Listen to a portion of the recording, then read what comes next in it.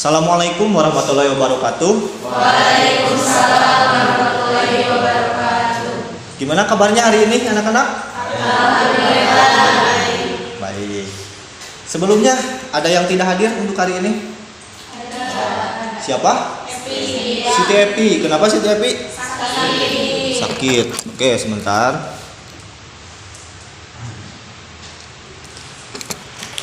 Oke, sebelum itu kita doakan dulu ya untuk teman kita. Semoga yang sakit hari ini bisa diberikan kesehatan sehingga besok bisa kembali ke sekolah seperti semula. Amin ya Allah ya Rabbal alamin. Sebelum ke pembelajaran sudah berdoa terlebih dahulu belum? Belum. Siapa yang biasa memimpin di sini? Apa Ujan. Silahkan Apa Ujan untuk dipimpin.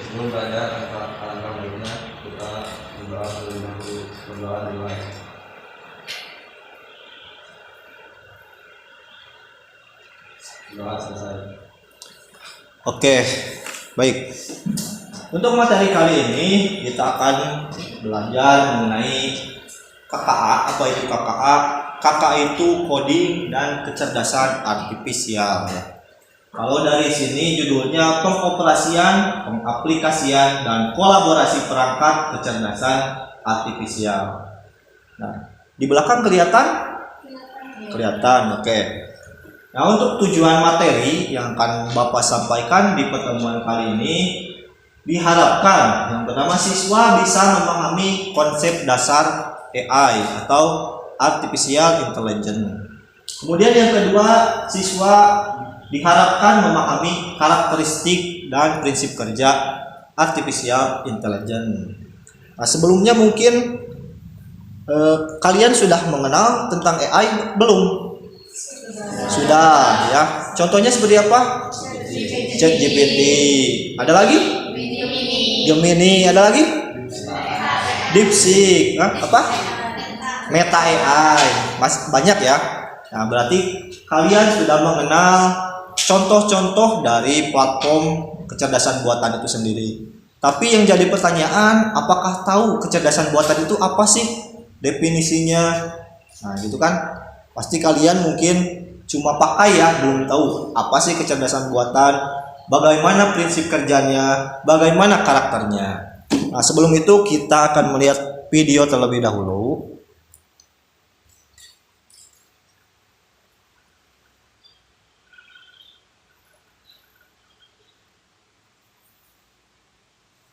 Silakan disimak oleh semuanya. Dan nanti boleh kalian pertanyakan ya kalau misalkan ada hal-hal yang ingin ditanyakan mengenai video yang Bapak tampilkan.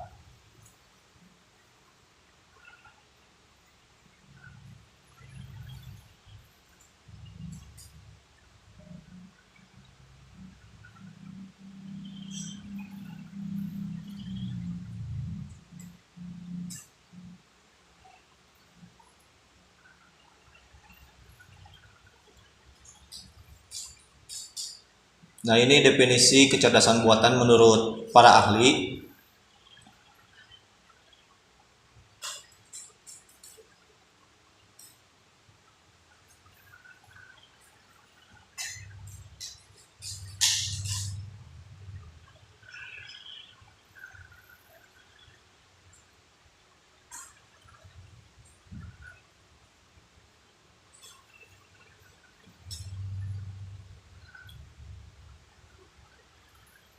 Nah, ada 4 faktor yang menjadi terciptanya AI. Nah, yang pertama ini ada acting humanity ya. Jadi dia seolah-olah bekerja seperti manusia. Kalau ini thinking humanity, berpikir seperti manusia. Nah, ini juga sama. Kemudian ada act rationally. Jadi dia sudah bisa beraksi seperti manusia. Kalian mungkin sudah bisa mungkin pernah lihat ya robot-robot seperti tadi. Biasanya banyak digunakan di mana robot-robot kayak tadi? Di negara mana? Di Cina, di Jepang ya. Nah, biasanya di Korea itu kalau kalau kalian suka nonton film mungkin ya, kalau cewek-cewek ini sukanya film drakor ya.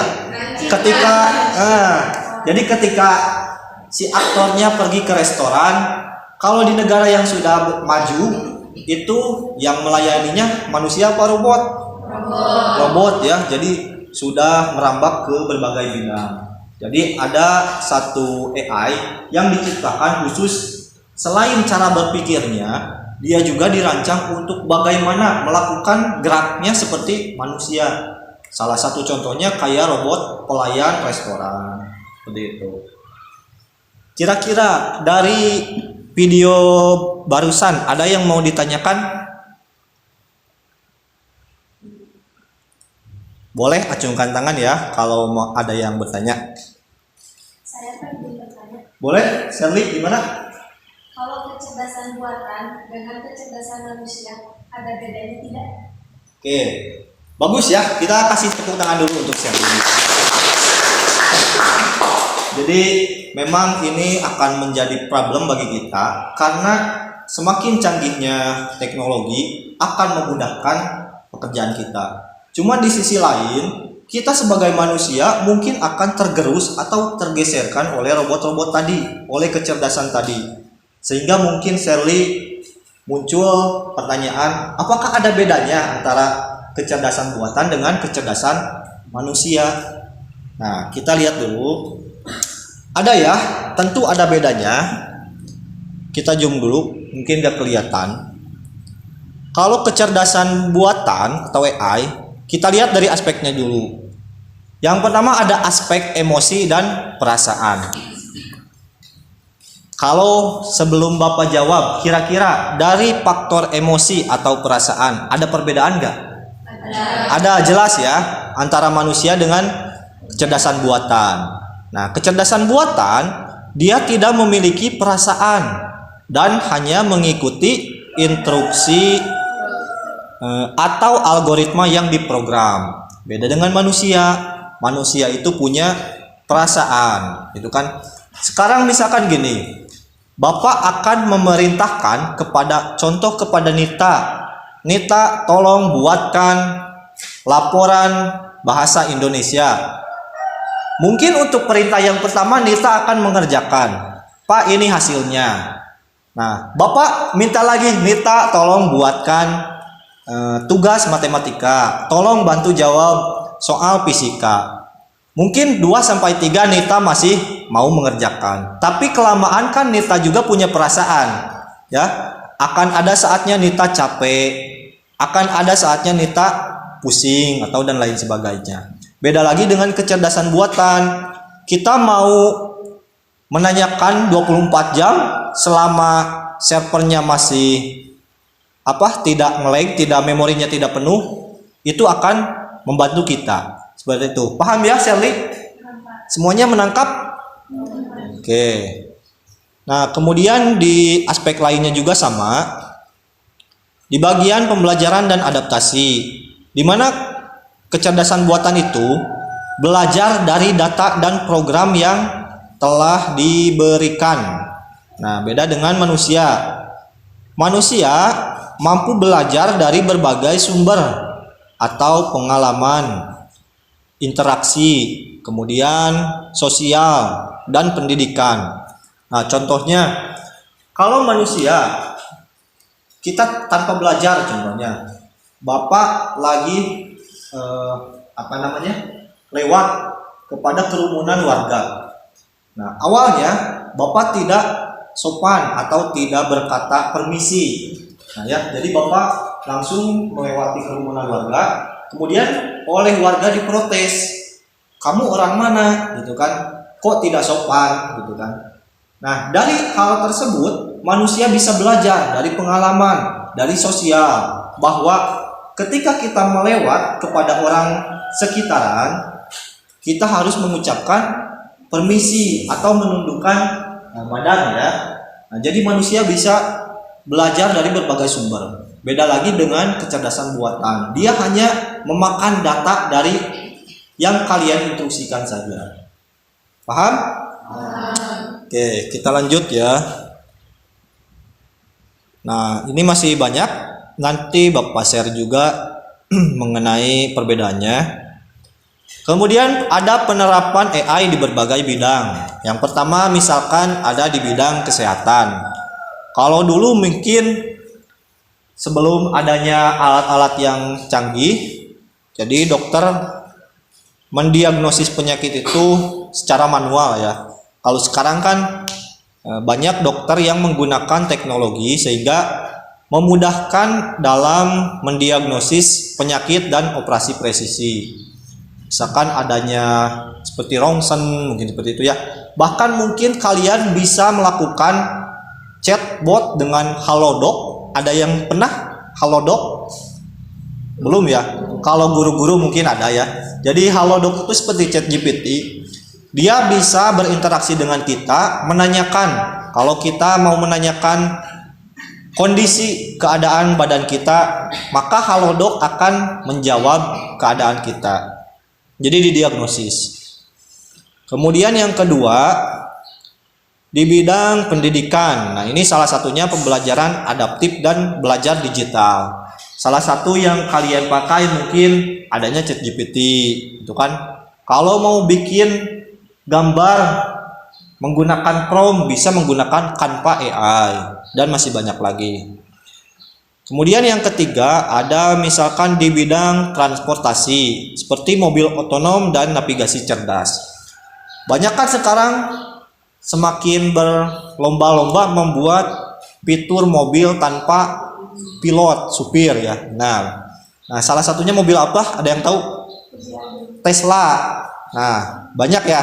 Jadi bagaimana kita manusia mengembangkan teknologi, salah satunya di bidang transportasi menggunakan kecerdasan artifisial.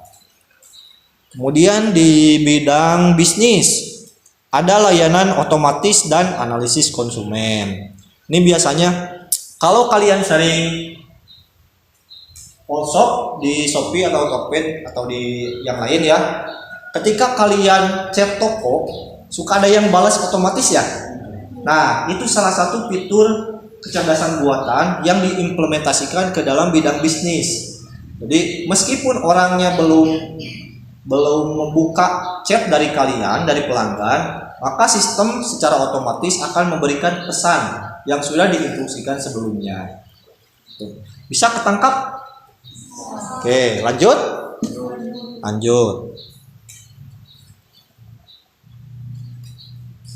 Nah, oke, sebelum ke prinsip ada pertanyaan dulu mengenai yang tadi dari mulai video, kemudian perbedaan kecerdasan buatan. Ya, Pan, ada yang mau ditanyakan, Pan?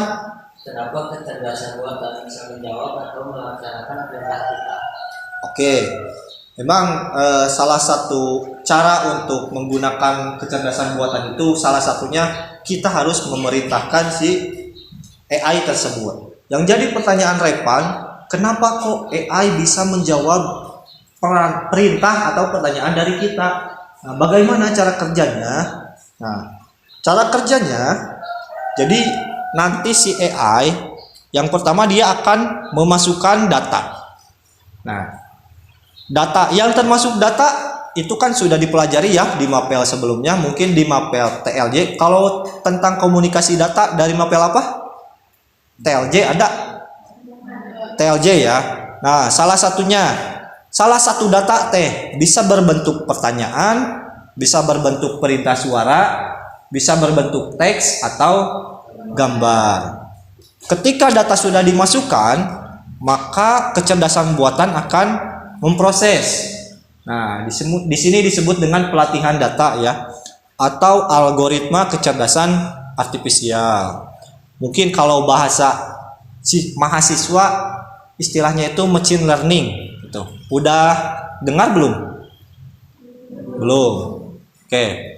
Kalau data sudah diproses nanti akan mengeluarkan bisa berbentuk prediksi ataupun output lainnya, di mana keluarannya dari si AI tersebut bisa berbentuk keputusan, bisa berbentuk hasil karya seni, bisa berbentuk prediksi ataupun saran. Jadi seperti itu. Ketangkap tidak, Repan? Semuanya ketangkap? Oke, bisa ditangkap. Nah, kalau misalkan Bapak simulasikan, kalian bisa searching, coba buka Chrome-nya.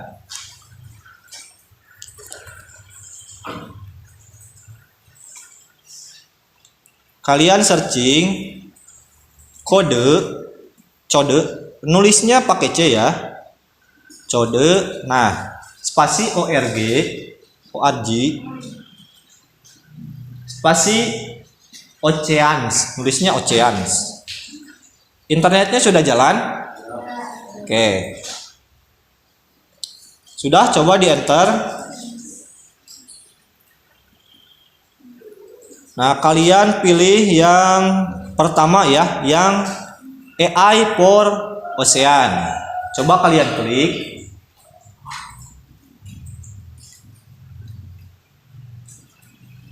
Oke, sudah muncul. Kita akan lihat dulu.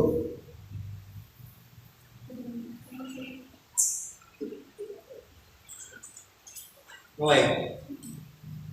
Jadi kurang stabil.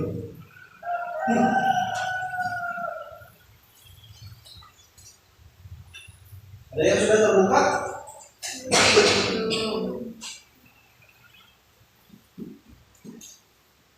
Oke, kita tunggu saja.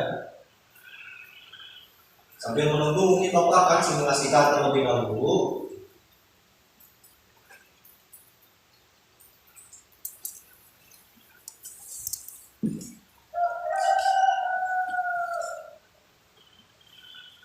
Nah, ini salah satu contoh kecerdasan buatan. Ini akan menjawab pertanyaan dari Repan, bagaimana kecerdasan buatan itu bisa bekerja.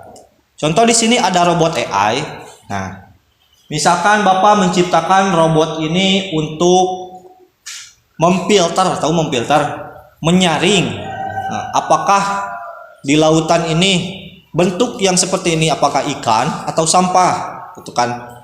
Contoh si robot ini masih kosong, jadi dia belum ada data. Nah, kita akan masukkan si data-data yang akan kita jadikan perintah, apakah itu ikan ataupun sampah ya. Nah, misalkan bentar. Perkenalkan AI. Nah, di sini ada tulisan AI tidak tahu apakah suatu objek itu adalah ikan atau sampah, tetapi ia dapat memproses gambar dan mengidentifikasi pola. Nah, jadi nanti tetap ya, yang namanya AI juga harus dilatih juga. Dilatihnya menggunakan data yang kita masukkan. Oh, tunggu.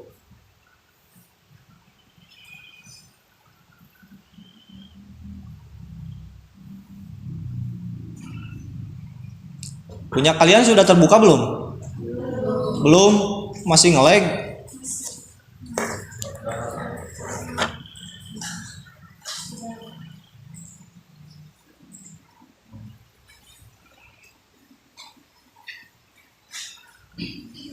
Ya, tunggu sebentar.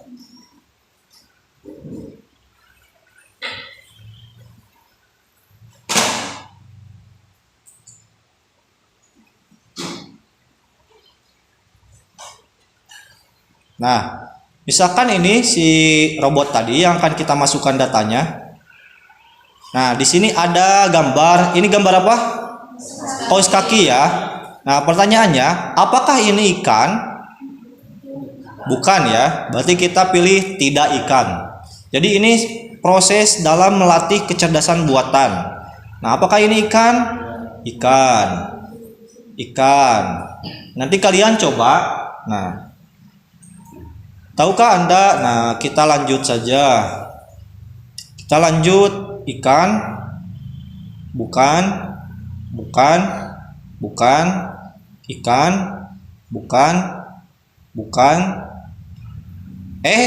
Nah, Bapak lupa ya. Ketika Bapak lupa memasukkan gambar kaos kaki menjadi ikan, maka nanti si robot akan mendeteksi kaos kaki itu sebagai ikan. Seperti itu, ya. Nah, ini gambar jerigen bukan, ini ikan. Oke, Bapak sudah memasukkan berapa ya? Kita lihat dulu jumlah data yang sudah dimasukkan. Nah, di sini ada 15 data yang sudah Bapak masukkan. Apakah dengan 15 data dia akan mendeteksi ikan secara akurasi? Kita coba dulu ya. Sambil menunggu punya kalian terbuka. Sudah terbuka belum? Sudah.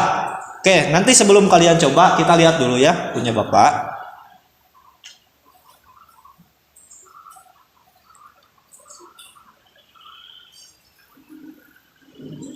AI akan menganalisis serangkaian benda-benda acak lalu melabelinya berdasarkan pelatihan Anda.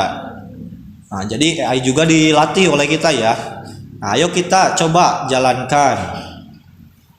Nah, ketika ikan terdeteksi, dia akan dicentang hijau lalu. Nah, ada beberapa ya barang-barang yang terdeteksi sebagai ikan. Kenapa bisa seperti itu? Karena data yang Bapak masukkan hanya sebagian. Tadi jumlahnya cuma 15 ya. Nah, makanya ada beberapa error. Nah, kalau ini benar. Ban terdeteksi ikan. Gitu kan? Jadi kecerdasan buatan itu secerdas-cerdasnya kecerdasan buatan, tetap masih ada yang namanya bias ya, bias atau semacam error begitu ya. Jadi tingkat keakurasiannya dia akan meningkat kalau terus dilatih. Makanya ChatGPT bisa terus menjadi pintar karena kita memasukkan data-data atau perintah yang kita lakukan. Boleh kalian coba? Sudah terbuka? Sudah. Tampilan awal biasanya ada video ya. Nah, bisa langsung di skip ke nomor 2 atau di next, lanjut. Nah, yang itu continue. Coba kerja ya, continue. Nah, terus coba kalian masukkan si datanya sampai berapa dulu. Tadi kan coba cuma 15 ya sebagai contoh. Masih baik.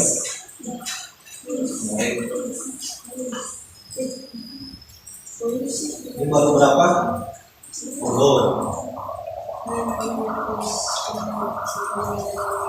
Nah, teruskan, ini baru 15.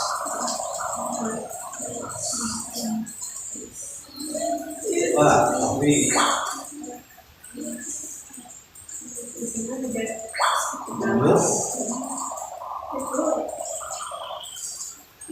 lagi.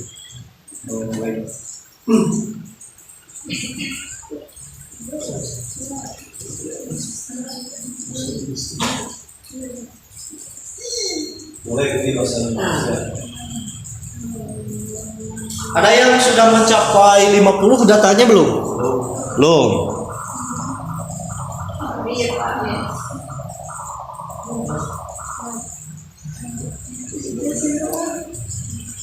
Lihat lagi 60.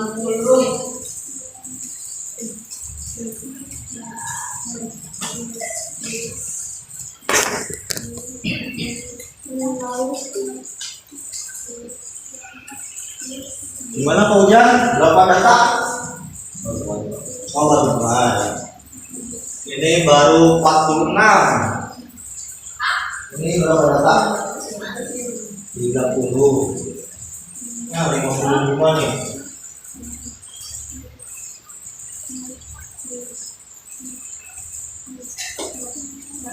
Kalau udah tinggal klik lanjut ya. Jadi kalian coba apakah si robot tersebut mendeteksinya akurat atau masih ada errornya. Coba sampai wah ya 68 sampai 80 aja coba.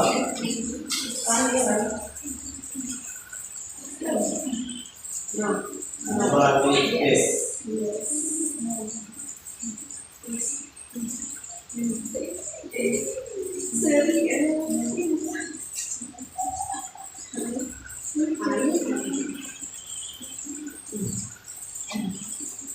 Oke, sejauh ini masih aman ya dek.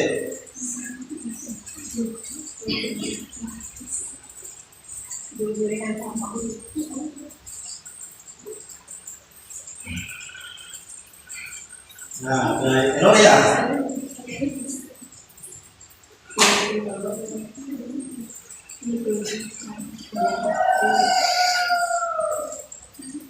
Tapi errornya tidak sebanyak yang Bapak praktikkan tadi. Tunggu dulu.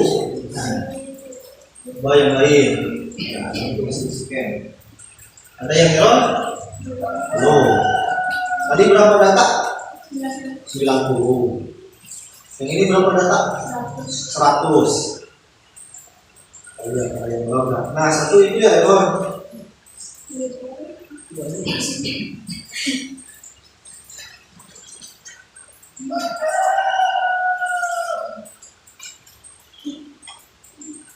Ini ada yang error? 105.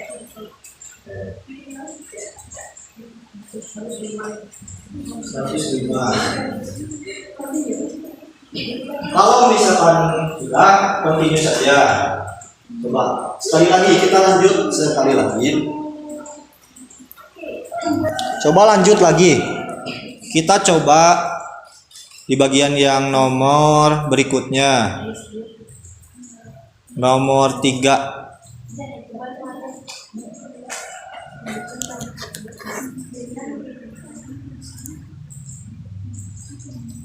Sejauh ini kami telah melatih AI untuk mengidentifikasi objek sebagai ikan atau bukan ikan. Oke. Nah, bagaimana jika data pelatihan ini digunakan untuk memutuskan apakah yang berada di dalam air? Nah, apa yang akan terjadi ke makhluk laut lainnya? Ayo lihat. Jalankan misalkan.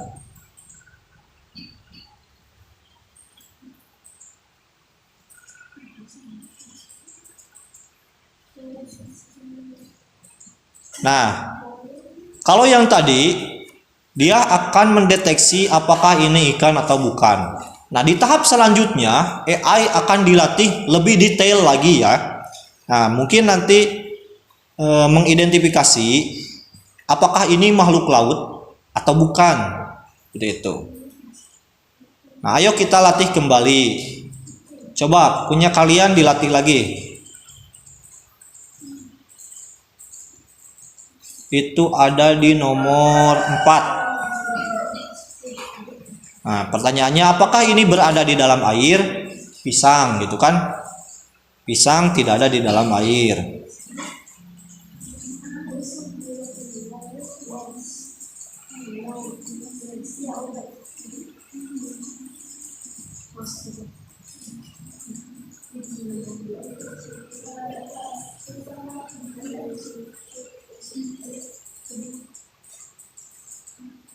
Oke.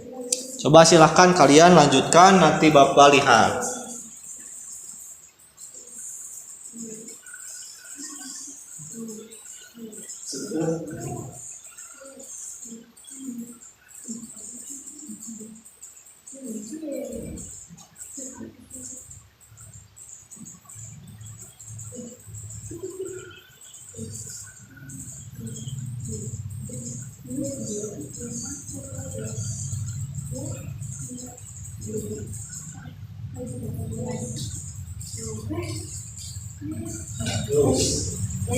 Sampai 50 saja datanya.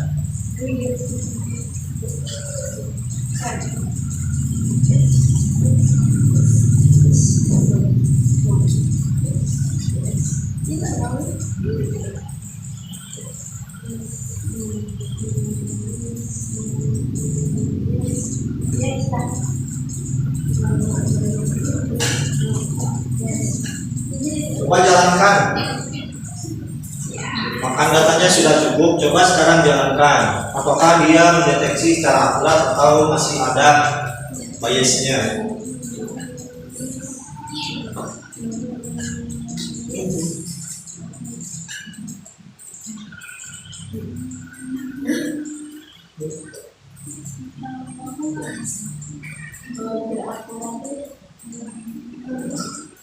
Oh, ada yang satu ya.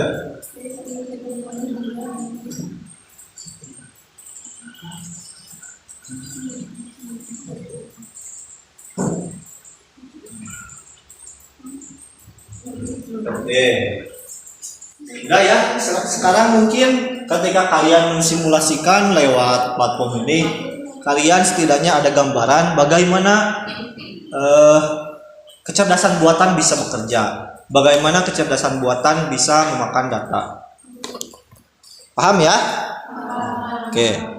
Nah, mungkin kalian untuk sekarang bisa gunakan salah satu kecerdasan buatan untuk menjawab beberapa latihan soal. Boleh kita sepakati mau pakai apa? ChatGPT? ChatGPT. Oke, Bapak bagikan terlebih dahulu.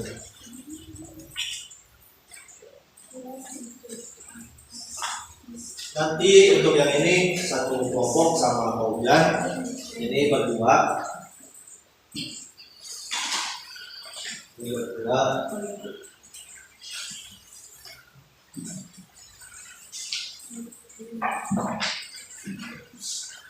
Ini berdua. Ini berdua ya. Ini juga berdua.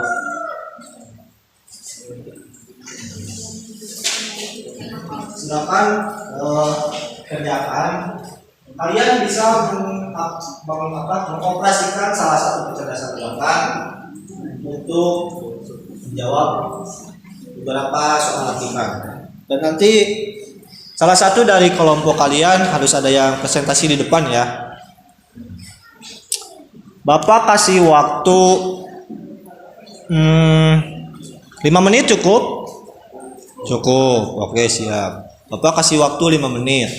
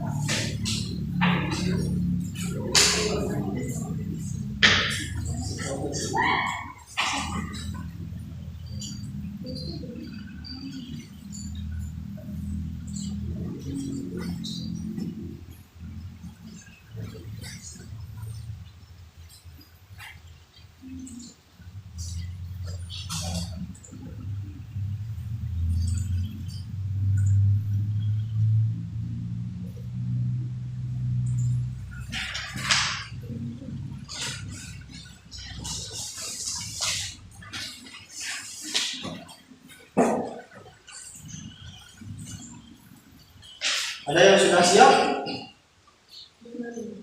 Sudah selesai? Belum.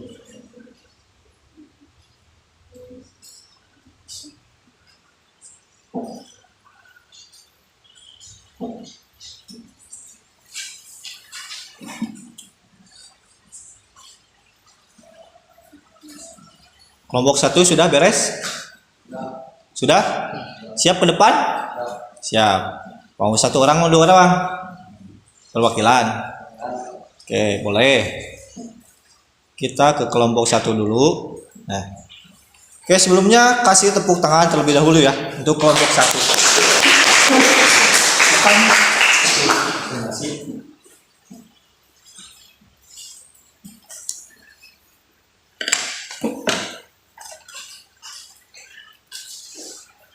Assalamualaikum warahmatullahi wabarakatuh.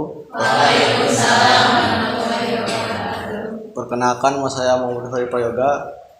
Di sini saya akan mempresentasikan hasil kerja kelompok kami, yaitu bagaimana alur kerja AI dalam suatu kasus deteksi wajah pada handphone.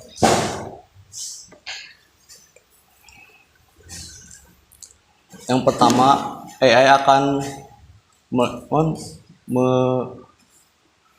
menangkap gambar, lalu memprosesnya dan mendeteksi wajah. Setelah itu AI akan meninteraksi fitur pengenalan wajah dan akan keluar hasilnya. Sekian dari kelompok kami. Assalamualaikum warahmatullahi wabarakatuh.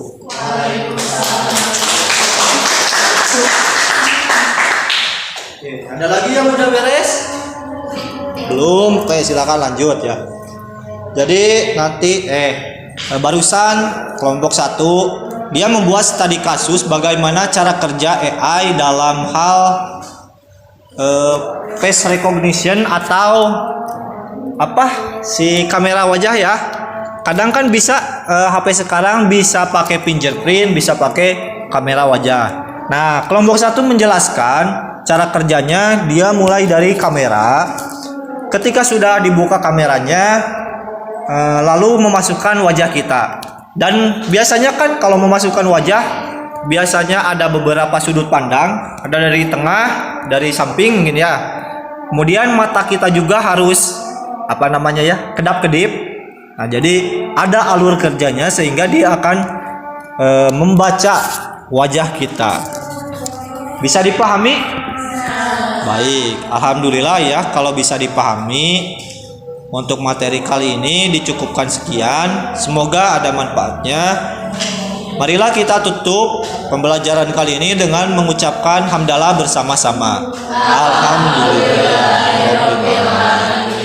Sekian, wassalamualaikum warahmatullahi wabarakatuh. Waalaikumsalam.